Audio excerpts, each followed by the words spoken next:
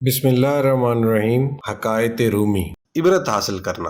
شیر، بھیڑیا اور لومڑی اکٹھے مل کر شکار کو نکلے۔ ان کو شکار میں نیل گائے، جنگلی بکرا اور خرگوش ہاتھ میں آئے۔ شیر نے دیکھا کہ بھیڑیا اور لومڑی بھی اس شکار میں اپنے حصے کی خواہش رکھتے ہیں۔ اس نے ان کی نیتوں کو بھانپ کر پہلے بھیڑیے کو بلایا کہ وہ انصاف سے تقسیم کرے۔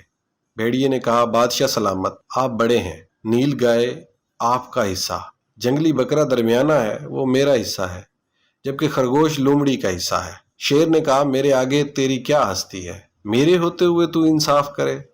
اس نے بھیڑیے کو قریب بلا کر اس زور سے تماچا مارا کہ وہ فوراً ہلاک ہو گیا۔ اس کے بعد اس نے لومڑی کو بلایا اور تقسیم کے لیے کہا۔